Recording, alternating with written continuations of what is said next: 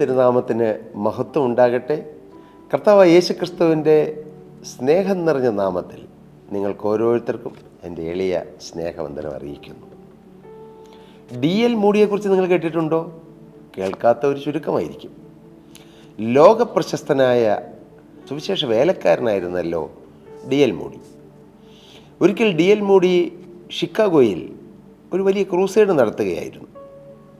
പക്ഷേ അതിന് സാമ്പത്തികമായ വലിയ ബാധ്യതകളും ഉത്തരവാദിത്തങ്ങളും ഉണ്ട്. ഏതാണ്ട് $6000 അന്നത്തെ കാലത്താണ് അതിനാവശ്യമുണ്ട്.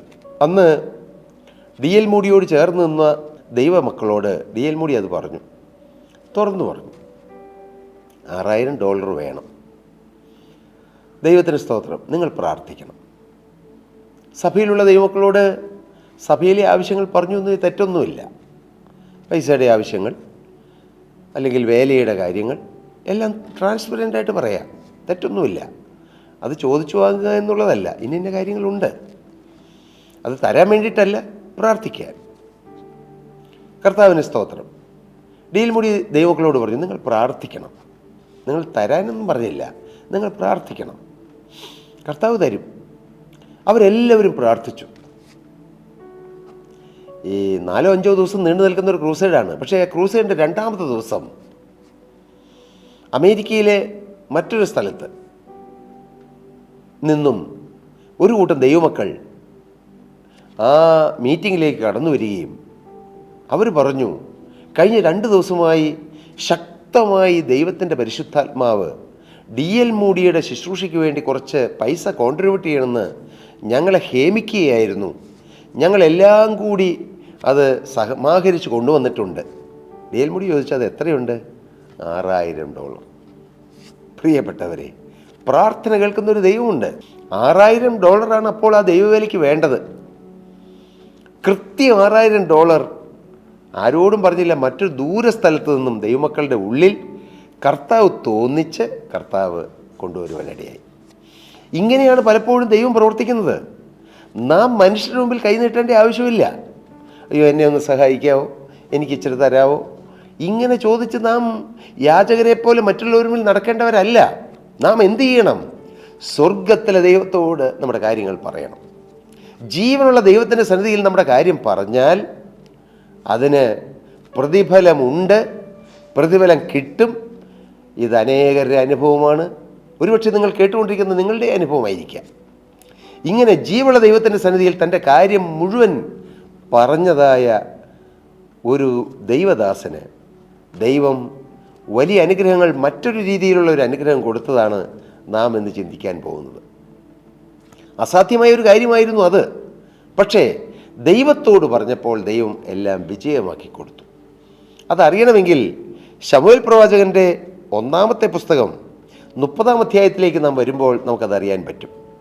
ശൗലും ദാവീദും. ഇസ്രായേലിൻ്റെ 1-ാമത്തെ രാജാവാണ് ശൗല്. 2-ാമത്തെ രാജാവായി ദൈവം തിരഞ്ഞെടുത്തവനാണ് ദാവീദ്. ശൗൽ ഭരിക്കുമ്പോൾ അന്ന് ഏറ്റവും വലിയ വെല്ലുവിളിയായി നിന്ന ഗോലിയാത്തിൻ്റെ കൂടെയുള്ള ഫെലിസ്തീ സൈന്യത്തെയും ദാവീദ് തോൽപ്പിച്ചു. പക്ഷെ അന്ന് ഒരു അപകടമുണ്ടായി. എന്താണ് അപകടം? അന്നത്തെ ഇസ്രായേൽ കന്യകുമാർ ആർത്തുപാടി. ശൗൽ 1000 കൊന്നു, ദാവീദോ 10000. ഇത് കേട്ടപ്പോൾ ശൗലിൻ്റെ ഉള്ളിൽ അസൂയ തുടങ്ങി. തൻ്റെ രാജ്യത്തിന് വേണ്ടി ജീവൻ തൃണവൽക്കരിച്ച് ദൈവവേലയ്ക്ക് ഇറങ്ങി ഫെലിസ്തീനെയും ഫെലിസ്തീ സൈന്യത്തെയും നശിപ്പിച്ച് തൻ്റെ രാജ്യത്തെ രക്ഷിച്ച ദാവീദിനോടുള്ള നന്ദിയും കടപ്പാടും കൊണ്ട് ശൗലിൻ്റെ ഹൃദയം നിറഞ്ഞാൽ മതിയായിരുന്നു. പക്ഷേ ദാവീദിനോട് ശൗലിന് അസൂയ തോന്നി. ഇന്നും അങ്ങനെയല്ലേ? ആത്മീയ കോളത്തിൽ കാണാം, ഒരാളുടെ ശുശ്രൂഷ ശക്തമായാൽ അപ്രീസിയേഷൻ അല്ല, അങ്ങനെയുള്ളവരുണ്ട്.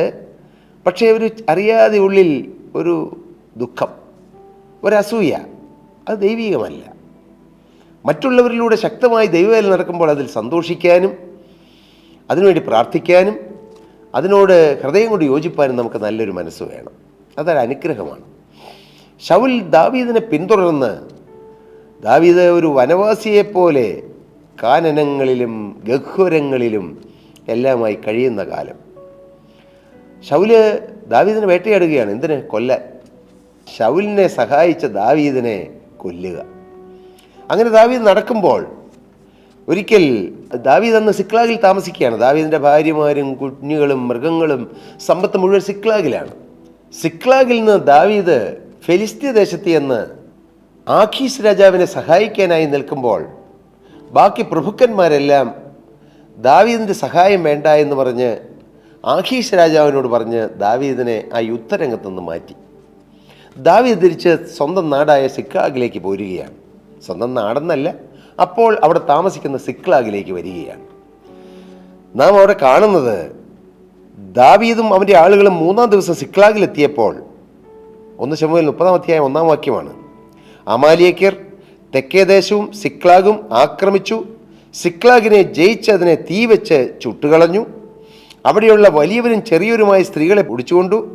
തങ്ങളുടെ വഴിക്ക് പോയതല്ലാതെ ആരെയും കൊന്നില്ല. ദാവീദും അവൻ്റെ ആളുകളും പട്ടണത്തിലേക്ക് വന്നപ്പോൾ അത് തീ വെച്ച് ചുട്ടിരിക്കുന്നതും ഭാര്യമാരെയും പുത്രിപുത്രന്മാരെയും അടിമകളായി കൊണ്ടുപോയിരിക്കുന്നതും കണ്ടു. വലിയൊരു കെടുതി, വലിയൊരു നഷ്ടം, വലിയൊരു ദുരിതം ദാവീദ് ഇപ്പോൾ കാണുകയാണ്. ആരുമില്ല, സിക്ലാഗിൽ ആരുമില്ല. സിക്ലാഗ് പട്ടണം തീ വെച്ച് ചുട്ടിരിക്കുന്നു. തൻ്റെ ഭാര്യമാർ, അബിഗയിൽ തുടങ്ങിയതായ തൻ്റെ പ്രിയപ്പെട്ട ഭാര്യമാർ, അങ്ങനെ പുത്രിപുത്രന്മാർ, ആടുമാടുകൾ, സ്വത്ത്, ദാസീദാസന്മാർ ഒന്നുമില്ല. എല്ലാം അമാലേക്കർ പിടിച്ചുകൊണ്ടുപോയി. നഷ്ടം മുഴുവൻ നഷ്ടപ്പെട്ടു പോയി. എല്ലാ മേഖലകളിലും നഷ്ടമെന്ന് ആരെങ്കിലും ഈ വാക്കുകൾ കേൾക്കുന്നുണ്ടോ?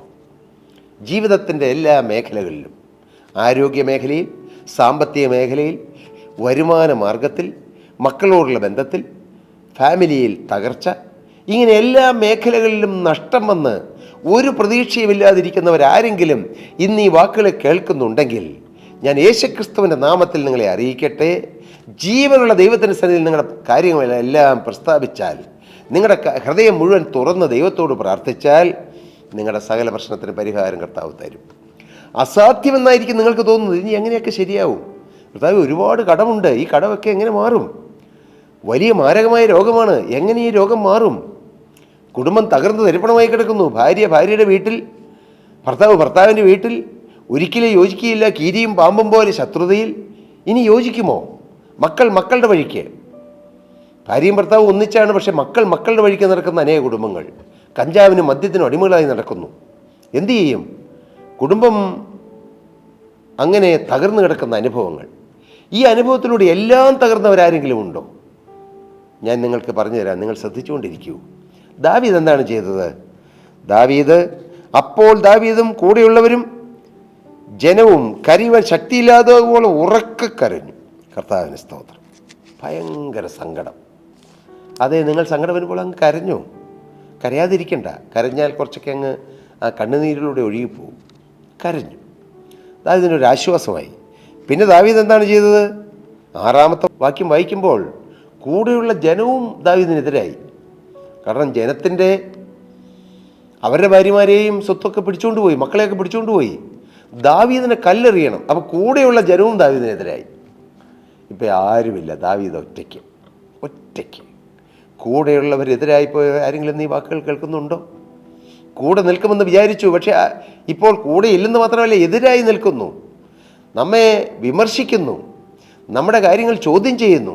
ശരിയും തെറ്റും അവർ വിശകലനം ചെയ്ത് തെറ്റുകൾ പ്രൊക്ലെയിം ചെയ്യുന്നു. ഇങ്ങനെയുള്ള അവസ്ഥയിലൂടെ പോകുന്നവരാരെങ്കിലും ഉണ്ടോ? ഭാര്യ ഭർത്താവിൻ്റെ കുറ്റം കാണുന്നു, ഭർത്താവ് ഭാര്യയുടെ കുറ്റം കാണുന്നു. ഇങ്ങനെ തകർന്ന് തരിപ്പണമായി പോയ ആരെങ്കിലും ഉണ്ടോ? ദാവീദ് ഏകനായി തീർന്നു. നഷ്ടങ്ങൾ, എന്നാൽ ഇപ്പോൾ കൂടെയുള്ളവരെതിരെ. പക്ഷേ 6-ാമത്തെ വാക്യം അവസാനം വായിക്കുന്നു, ദാവീദോ തൻ്റെ ദൈവമായ യഹോവയിൽ ധൈര്യപ്പെട്ടു. ഞാൻ നിങ്ങളോട് പറയാം, ആരെല്ലാം എതിരായാലും, ആരെല്ലാം പ്രതികൂലമായാലും, മകനെ, പ്രിയമകളെ, നിനക്ക് ധൈര്യപ്പെടാൻ ഒരുവനുണ്ട്, ജീവനുള്ള ക്രിസ്തു, കർത്താവായ യേശു ക്രിസ്തു, ജീവനുള്ള ദൈവം. ആ ദൈവത്തിൽ നമുക്ക് ധൈര്യപ്പെടാം. എല്ലാം നഷ്ടപ്പെട്ടുവെങ്കിലും ഞാൻ എൻ്റെ ദൈവത്തിൽ ധൈര്യപ്പെടുന്നു. നഷ്ടപ്പെട്ടതെല്ലാം മടക്കിത്തരാൻ ദൈവത്തിന് കഴിയുമെന്നുള്ള ഉറപ്പും വിശ്വാസം. കർത്താവിന് സ്തോത്രം.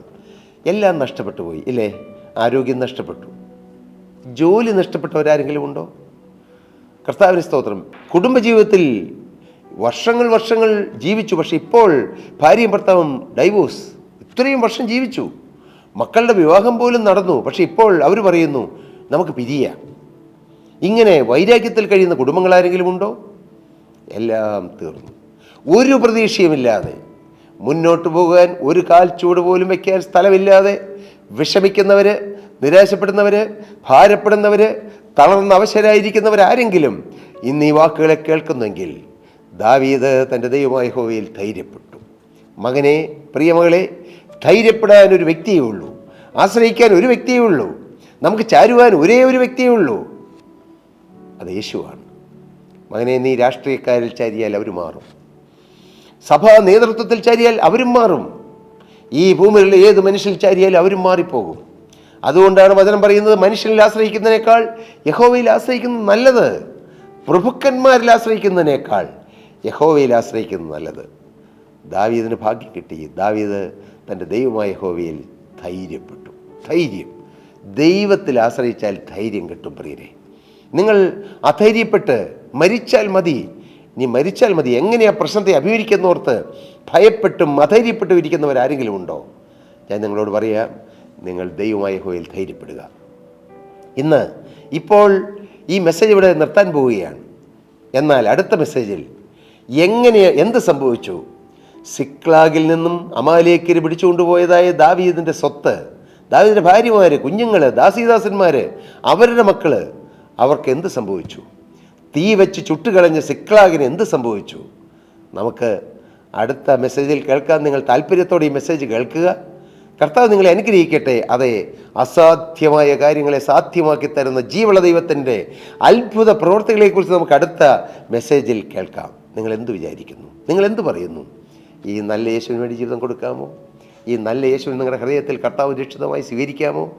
ഈ നല്ല രക്ഷകനായ യേശുവിനെ അപ്പ എന്ന് വിളിക്കാനുള്ള പദവി പ്രാപിക്കാമോ? ഒന്നും ചെയ്യണ്ട, നിങ്ങളൊന്നും കളയണ്ട, നിങ്ങളുടെ പൈസ കളയണ്ട, നിങ്ങളുടെ ആരോഗ്യം കളയണ്ട, നിങ്ങളുടെ ജീവിതം യേശുവിന് കൊടുത്താൽ മതി. യേശുവേ, അങ്ങേ എൻ്റെ രക്ഷിതാവും കർത്താവുമായി ഞാൻ എൻ്റെ ഹൃദയത്തിൽ സ്വീകരിക്കുന്നു. കർത്താവേ, അവിടുന്നാണ് എൻ്റെ രക്ഷകൻ, അവിടുന്നാണ് എൻ്റെ ഉടമസ്ഥൻ, അവിടുന്നാണ് എൻ്റെ രക്ഷിതാവ്, അവിടുന്നാണ് എൻ്റെ പിതാവ്. ആ ഒരു സമർപ്പണത്തിലേക്ക് നിങ്ങൾ വന്നാൽ നിങ്ങളുടെ ജീവിതം ധന്യമാകും. നിങ്ങളുടെ ജീവിതത്തിലെ പ്രശ്നങ്ങൾക്ക് കർത്താവ് പരിഹാരം തരും, ഇത് ഉറപ്പാണ്. കർത്താവ് നിങ്ങളെ ഓരോരുത്തരെയും ആ വലിയ ശ്രേഷ്ഠ പദവിയിലേക്ക് നയിക്കട്ടെ, നടത്തട്ടെ, അനുഗ്രഹിക്കട്ടെ എന്ന് ഞാൻ ആശംസിക്കുകയും പ്രാർത്ഥിക്കുകയും ചെയ്തുകൊണ്ട് എൻ്റെ വാക്കുകളെ നിർത്തുന്നു. ദൈവനാമം മഹത്വപ്പെടട്ടെ. പ്രിയ സഹോദരീ സഹോദരങ്ങളെ, നിങ്ങൾക്ക് പ്രാർത്ഥനാ വിഷയങ്ങൾ ഏതെങ്കിലും ഉണ്ടോ? നിങ്ങൾ മുന്നോട്ട് പോകാൻ തടസ്സമായി പ്രയാസപ്പെട്ട് കഴിയുന്ന ഏതെങ്കിലും വിഷയങ്ങളുണ്ടോ? ഞങ്ങളുമായി ഷെയർ ചെയ്യൂ.